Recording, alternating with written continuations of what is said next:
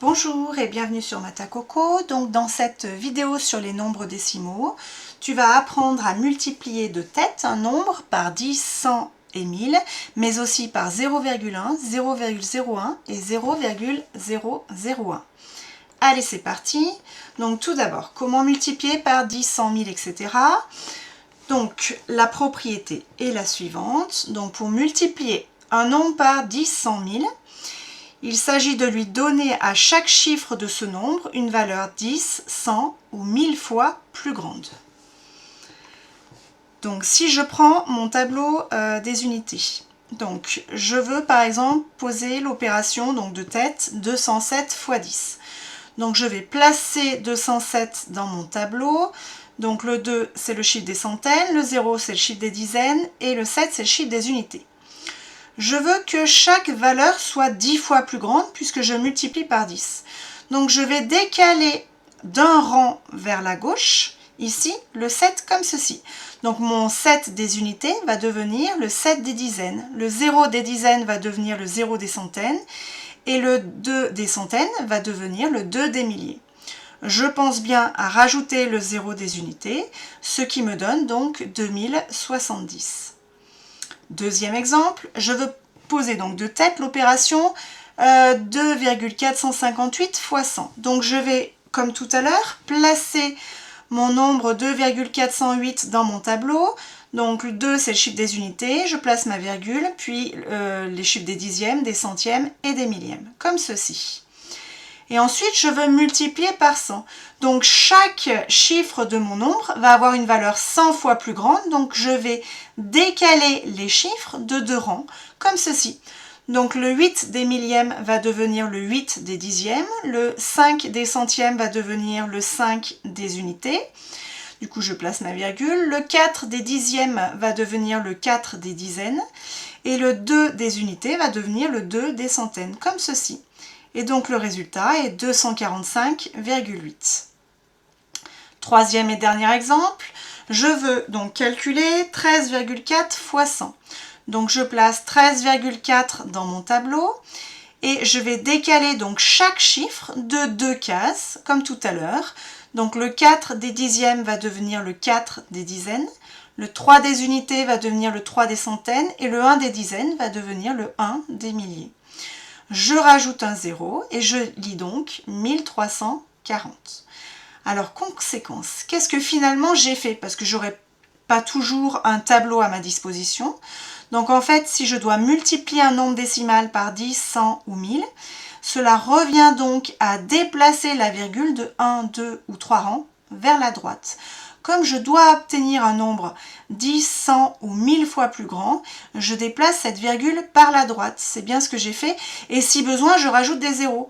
Donc par exemple, 207 x 10, je rajoute un 0, ce qui me fait 2070. 2,458 x 100, je décale la virgule de 2 rangs vers la droite, ce qui me fait 245,8. Et enfin, 13,4 x 100, je décale la virgule de 1 rang et ensuite je rajoute un 0 pour avoir 1340. Alors maintenant, comment multiplier un nombre par 0,1, 0,01, etc. En fait, c'est donner à chaque chiffre de ce nombre une valeur, cette fois-ci 10, 100 ou 1000 fois, mais plus petite. Donc si je reprends mon tableau des unités comme tout à l'heure, et je fais l'exemple suivant, 207 fois 0,1. Donc je replace 207 dans mon tableau. Et cette fois-ci, je veux décaler chaque chiffre de mon nom pour qu'il soit 10 fois plus petit. Donc je décale d'un rang comme ceci. Le 2 des centaines devient le 2 des dizaines, le 0 des dizaines devient le 0 des unités, et le 7 des unités devient le 0 des dixièmes, le 7 des dixièmes. Je place ma virgule et je lis 20,7.